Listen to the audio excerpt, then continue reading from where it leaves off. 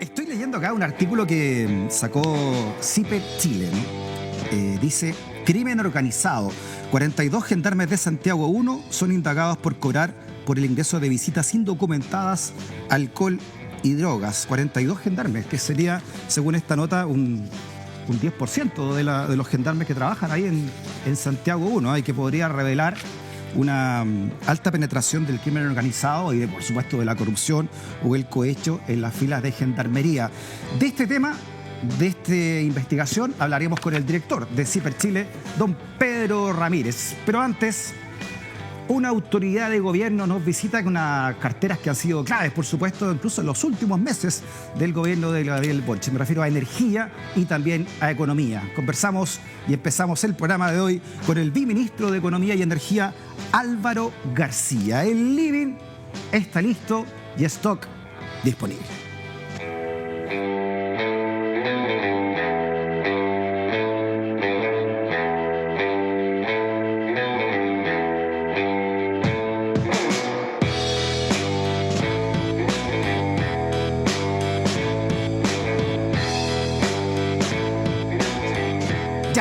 Con toda la energía del viernes, estoy por el Festival de Viña, ministro. ¿Cómo está, ministro? Bienvenido. Muy bien, un gusto estar contigo, Freddy. Oiga, claro, vi ministro a partir de octubre. En octubre recibió la cartera de energía y recién en agosto se había sido parte del gabinete del presidente Boric con economía. Así es. Entró en el último cuarto de hora. En la recta final, sí. ¿No? Pero ha sido una intensa recta final. Sí. Hay un desafío ahí también, ¿no, ministro? De asumir las carteras ya que venían ya en carrera, ¿no? Sí, claro.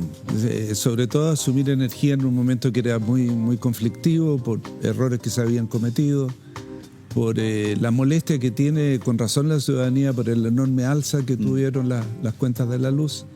Así que sí, fue un momento complejo, pero afortunadamente los compromisos que adquirimos en esa semana que asumí, acabamos de cumplirlos. Perfecto. A ver, empecemos hablando de energía, después nos vamos al Álvaro García, economista, ¿no? Ministro de Economía y Fomento, y también lo que ha sido su experiencia desde el retorno a la democracia también en puestos claves, ¿no? Entre ellos la Secretaría General de la Presidencia con el presidente Lagos, ¿verdad? Así es. Ya, comencemos entonces con este titular y empezamos la conversación, ministro, ¿eh? Dice que a un año del mega apagón, el gobierno dice que el sistema es más robusto, pero hay desafíos pendientes.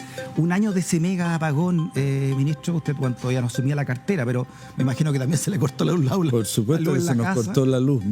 3 días, si no me equivoco, por la zona en que yo vivo. Sí, claro. Usted dice que errores que se cometieron, ¿no? ¿Cuáles son los errores que cree usted que se han cometido en energía en este gobierno? A ver, me refiero primero al apagón, porque acaban de aplicarse las multas a distintas empresas eléctricas donde queda transparente cuáles fueron los errores que se cometieron. Uh-huh. El principal error fue alguien que se metió en el sistema sin la autorización del coordinador eléctrico, claro, generando el problema. Después todas las multas siguientes a esas se aplicaron a empresas que no tenían el respaldo que la ley exige para evitar y sobre todo para recuperar la energía si es que se producen los apagones. Son falencias que tenían esas empresas y por eso las multas que se le han aplicado. 6 empresas, tengo 6 empresas, ¿no? Son las que han sido. Las tarifas, el alza de las tarifas, ministro, ¿cómo se las explicamos a la gente? Hasta un 80%, casi, ¿no? 78% en algunas comunas de Santiago. Es una gran molestia para la gente, pero yo creo que es comprensible porque desafortunadamente los chilenos nos endeudamos mucho. Uh-huh. Y sabemos que cuando tenemos una deuda, tarde o temprano la tenemos que pagar, y mientras más nos demoramos en pagarla, más crece la deuda. Y eso es exactamente lo que nos pasó con las tarifas eléctricas. El gobierno del presidente Piñera, en noviembre del 2019, decidió congelar las tarifas, pero el costo de la electricidad siguió subiendo. Y toda esa diferencia entre la tarifa congelada y el mayor costo fue sumando como deuda para los hogares. Uh-huh. A este gobierno le tocó bailar con la fea en ese sentido de decir, tenemos que resolver este problema. Claro. No podemos seguir dilatando el pago porque cada vez la deuda va a ser mayor se definió un mecanismo que permitía pagar la deuda en un largo plazo hasta el año 35, con una caída el año 28, y al mismo tiempo se diseñó un subsidio eléctrico que beneficia al 40% más pobre de la población. Sin embargo, el 50% de las personas que podrían acceder, han accedido a este subsidio.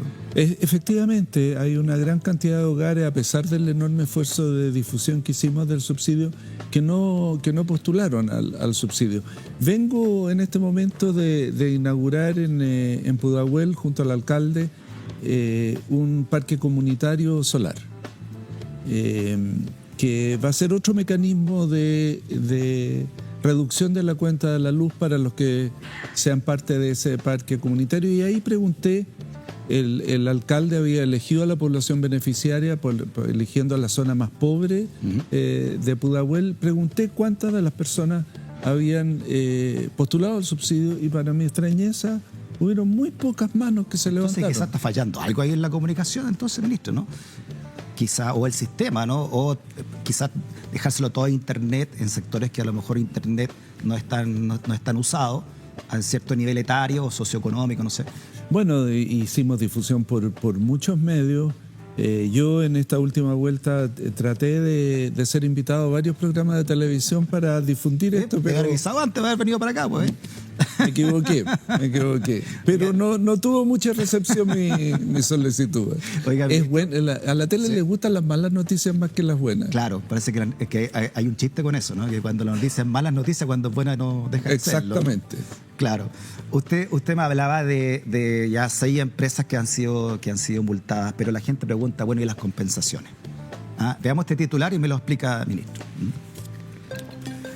Gremio de clientes eléctricos a un año de entonces de este 25F, este mega apagón del año pasado, ¿no?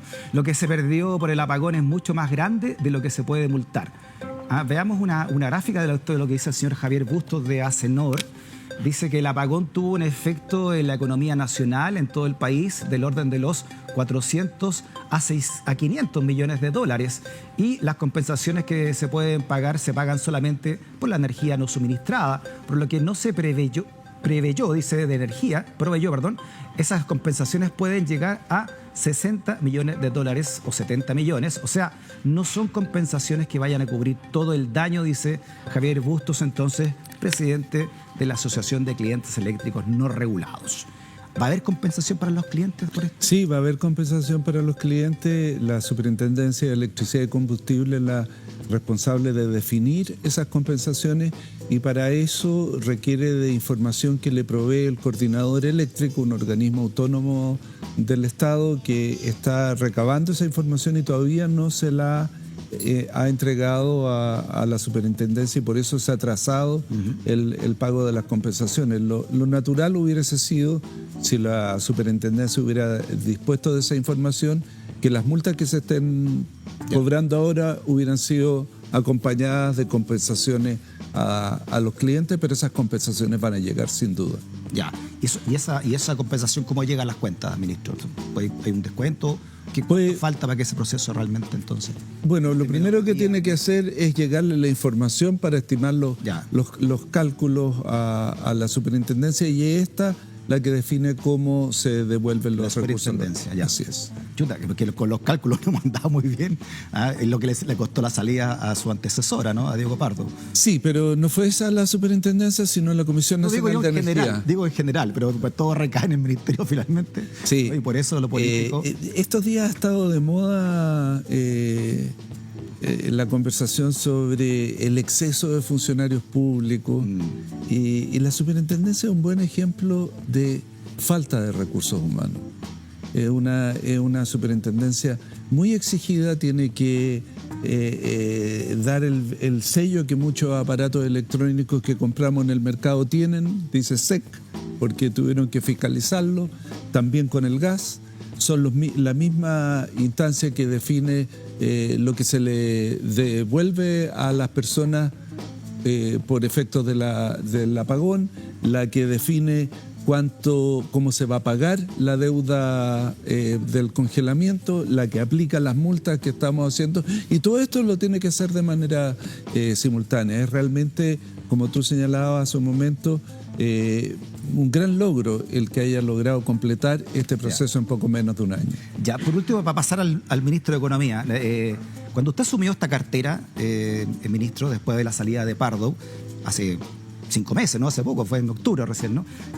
¿Cuáles son los desafíos que le dijo el presidente que usted tenía que asumir en tan pocos meses, además, ¿no? ¿Qué es lo que había que arreglar en estos 5 meses? Bueno, yo asumí en el momento en que se descubrió que se iba a cobrar, porque la verdad que todavía no se había cobrado en exceso por un error en el cálculo tarifario. Lo primero que me dijo el presidente es que había que resolver ese error.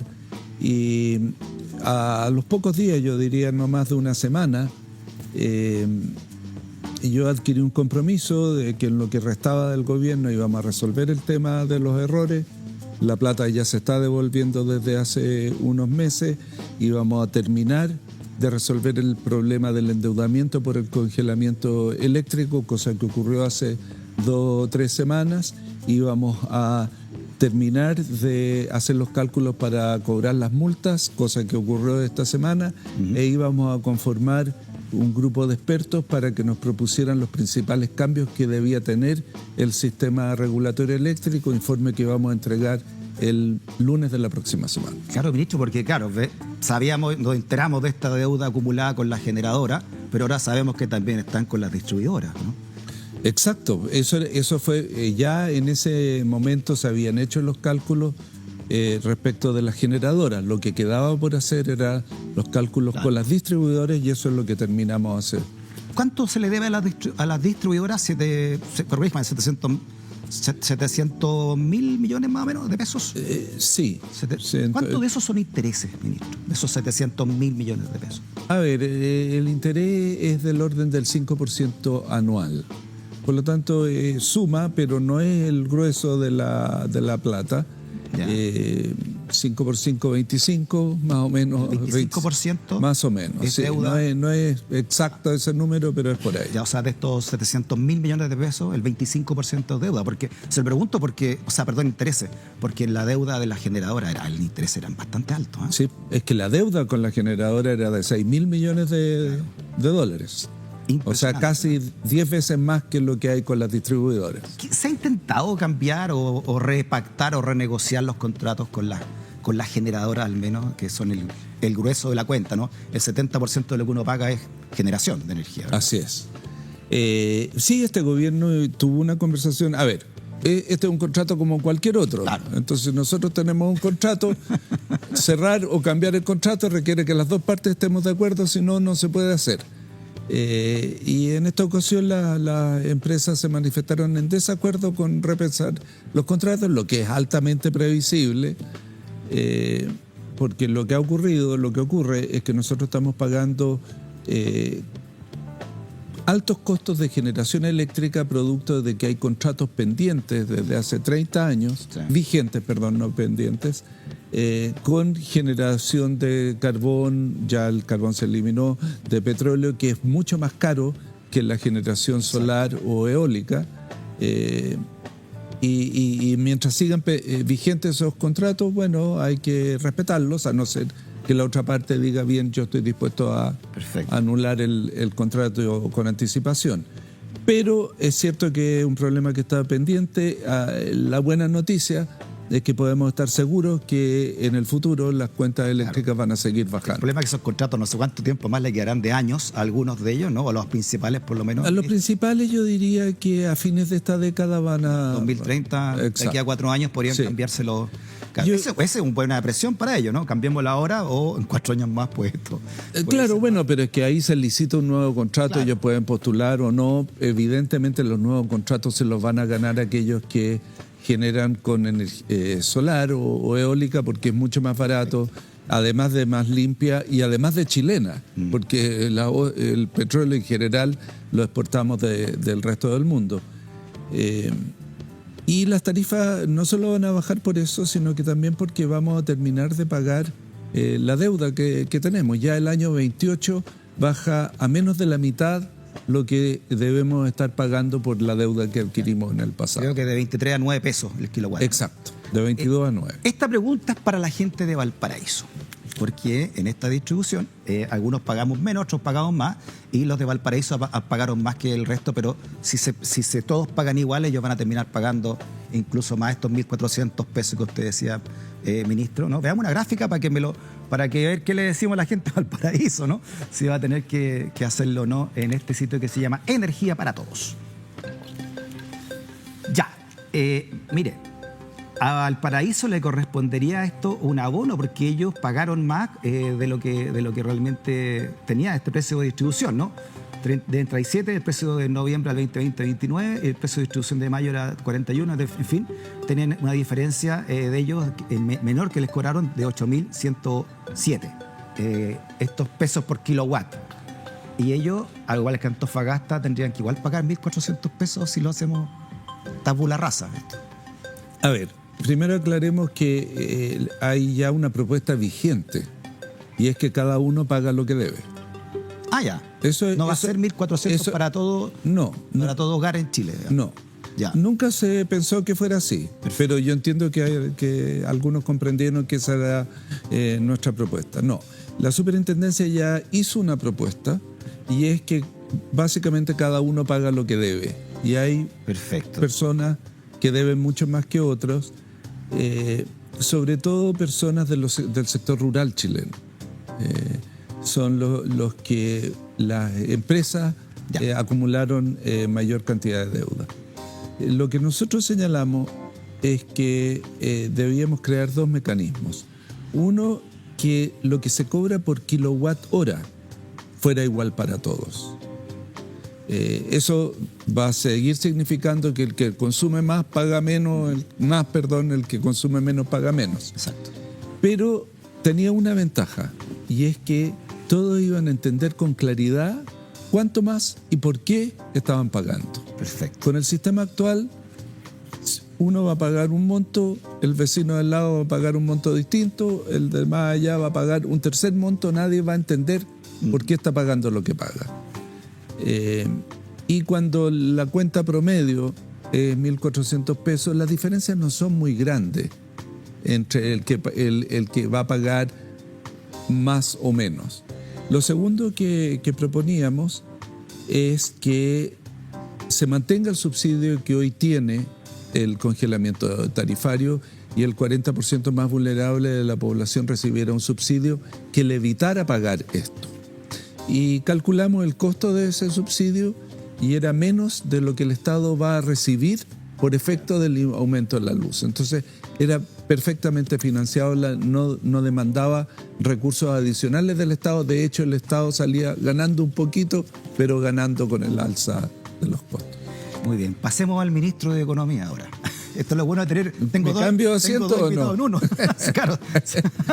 Ahora sin chaqueta, dice. Oiga, ministro, hablemos del cable chino.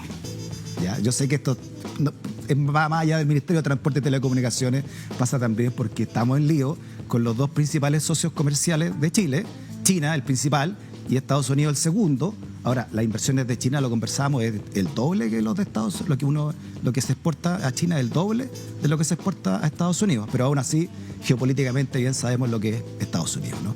¿Qué podría significar para la economía chilena, ya pensando quizás en su sucesor, ¿no? A partir de 2 semanas más, este lío, este cable chino o este zapato chino, como usted quiera llamarlo, ¿no?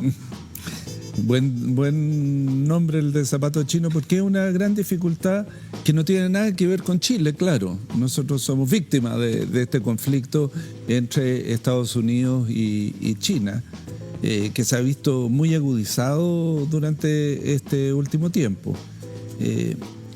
Yo creo lo primero que habría que decir es que Chile necesita la conexión por cable con el resto del mundo. ¿Es necesario ese cable? No dije ese cable. Ya. Alguna conexión. Y de hecho, durante este gobierno se ha estado construyendo un cable que nos une con Australia y por esa vía con el resto del Asia. Australia al mismo tiempo es la mejor conectada con el hemisferio norte, entonces nos integra con el mundo. Y ese tipo de integración la vamos a requerir porque el comercio internacional y las comunicaciones son parte fundamental del futuro, y particularmente para un país como Chile, que depende de su comercio exterior. Entonces, desde la economía y el fomento, ¿no sería malo tener un segundo cable desde Shanghái hasta acá? A ver, yo no creo es necesario que desde la perspectiva del interés nacional, sin lugar a dudas, es bueno tener cables. ¿Ah? Una segunda pregunta es, ¿qué cable con quién? ¿Ah? Y eso es lo que, a mi juicio, requiere ser analizado con mayor profundidad, como el gobierno por lo demás lo ha planteado. Hay diversas consideraciones que tener. Uno es la seguridad del cable, la calidad del cable, y eso es lo que hace el Ministerio de Transporte y Telecomunicaciones. Otra segunda consideración es más de geopolítica.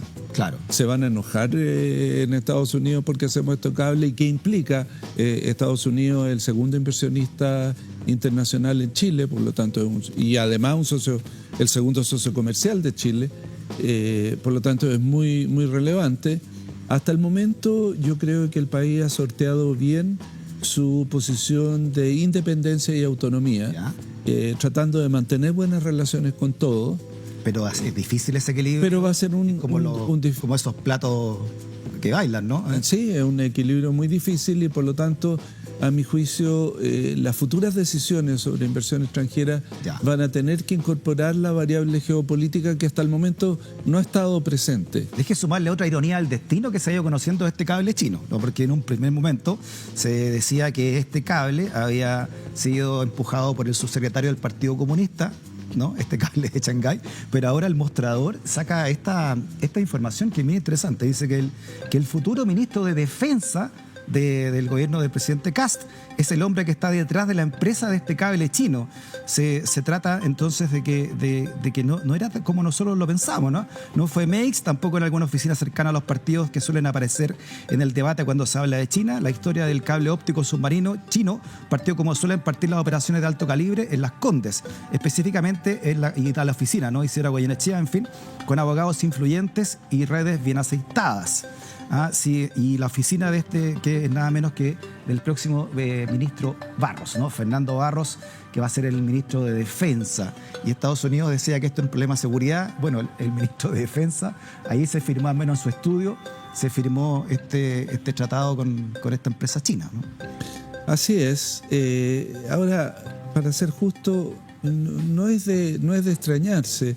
Se ha producido una enorme extrañeza con el trámite que este proceso ha tenido en el Ministerio de Transporte y Telecomunicaciones, pero es lo que le corresponde hacer a ese ministerio.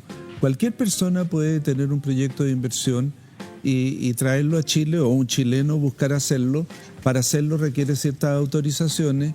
En el caso del Ministerio de Transporte y Telecomunicaciones, la autorización se refiere a la calidad y seguridad del cable, y eso es lo que tiene que analizar el ministerio. Y en el caso de la oficina del futuro ministro de Defensa, era la provisión de servicios legales que cualquier empresa puede buscar contratar. Por eso decía, yo creo que... Lo que pasa es que, disculpe, que los principales socios de China son gran empresariados chilenos. El 40% de nuestras exportaciones casi no se va a China. Por supuesto. Entonces acá hay mucha gente nerviosa también, que imagino que también apoyó al propio presidente Kast, ¿no? en todo esto, ¿no?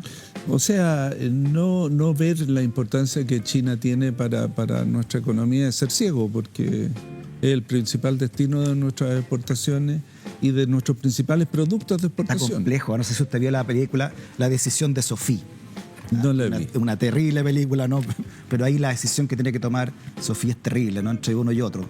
Ojalá que no tengamos ojalá que no tengamos que optar, pero sin duda es una variable que vamos a tener que incorporar. Yo recuerdo que la vez anterior que fue ministro de Economía, nosotros teníamos un comité que se llamaba de inversiones extranjeras, donde analizábamos los proyectos de inversión. En ese tiempo a Chile llegaba una enorme cantidad de inversión extranjera, y teníamos un comité conformado por el ministro de Economía, el ministro de Hacienda y el presidente del Banco Central. Y evaluábamos uno a uno los proyectos desde una doble perspectiva. la calidad del proyecto, del inversionista, etcétera, y también el objeto de la inversión. En ese tiempo, como llegaba mucha inversión extranjera a Chile, llegaban muchos dólares a Chile, y cuando llegaban muchos dólares se fortalecía nuestro peso, y con eso se hacía más difícil exportar al resto del mundo. Exacto. Entonces tuvimos que incorporar esa variable para evaluar cada proyecto. Algo parecido va a tener que hacerse ahora con decisiones más bien de geopolítica, que implica que este inversionista de este país, de esta calidad, venga a Chile para otros inversionistas igualmente importantes para Chile. Ministro, ¿qué opinión tiene usted del próximo ministro de Hacienda, Jorge Quirós, teniendo en cuenta su papel en las colusiones, no es importante, la de los pollos y también en la de las farmacias? ¿Qué le parece que una persona así esté a cargo de la cartera de Hacienda de un país? A ver, me parece que lo justo para evaluar a cualquier persona es verlo en su cargo. Por lo tanto, no me gustaría adelantar una opinión del futuro ministro de Hacienda. Hay que verlo cómo lo ejerce. Ojalá que le vaya bien, porque el país requiere que le vaya bien. Ahora, sí tengo una opinión sobre lo que ocurrió con los pollos y la farmacia, y evidentemente fue un abuso contra todos los chilenos. Afortunadamente en esa defensa le fue mal al señor Quirós, en beneficio de los consumidores de Chile. Muy bien. Usted también fue Sexpress. ¿Cuáles son los desafíos que va a tener el cabildero del Sexpress, que hace el nexo entre la moneda y el Parlamento, ¿no? La Secretaría General de la Presidencia? Con este Parlamento que hay ahora, ¿no? Y usted que vivió también ese trabajo, ministro, ¿cuál es el desafío? Es un gigante desafío. Nosotros tenemos afortunadamente a la ministra Lobos de Sexpress actual que lo hace extraordinariamente bien, pero le importa una enorme cantidad de trabajo. La política en Chile y también en el mundo, desgraciadamente, se ha polarizado mucho y se tiende a privilegiar el interés propio por sobre el interés nacional. Un buen ejemplo es lo que está ocurriendo ahora con el proyecto Sala Cuna Universal. Todos están de acuerdo que es indispensable. Todos están prácticamente de acuerdo en el contenido actual del proyecto, que ha evolucionado mucho producto del diálogo, y no se aprueba porque, a mi juicio, pues es una interpretación, por cierto, porque no quieren que sea este presidente el que firme el proyecto de ley. Estoy seguro, y ojalá que así sea, que muy pronto en el próximo gobierno se va a aprobar el proyecto de ley. Esa polarización, que es el dolor de cabeza del ministro de la Presidencia, es lo que el país requiere urgentemente superar. Y una forma práctica de hacerlo, que ha ocurrido en muchas partes del mundo, es complementar el diálogo político con el diálogo social. Muchas veces es más fácil construir un acuerdo entre actores sociales, digo empresarios, trabajadores, representantes de la sociedad civil, que hacerlo en el ámbito político. Alcaldes incluso, ¿no? Y tenemos muy buenos ejemplos en esa materia. El proyecto de 40 horas, por ejemplo, estuvo años en el Parlamento sin avanzar un ápice. Hubo un acuerdo entre la CUT y la CPC y el proyecto se aprobó muy rápidamente. Tenemos que dotarnos de más espacios de diálogo en Chile para que se produzcan los acuerdos que el progreso requiere. No hay nada que resulte en 4 años. Así que si no nos ponemos de acuerdo en cómo debe progresar el país en el largo plazo y todos remamos en la misma dirección, nos va a seguir yendo mal. Ministro, en nombre del equipo, muchas gracias por esta conversación. 2 semanas quedan. ¿Qué va a hacer a partir de marzo, ministro? Descansar un ratito primero. De ahí en adelante, volver a la pega que tenía antes de asumir el gobierno. Y al yoga, usted un cultor del yoga también, ¿eh? Así es. Volver a... Altamente recomendable. Para el próximo ministro de Sexpress. Sí, sobre todo. Gracias, ministro, que esté muy bien. Un gusto. Le vaya muy bien a partir de marzo también. Muchas gracias.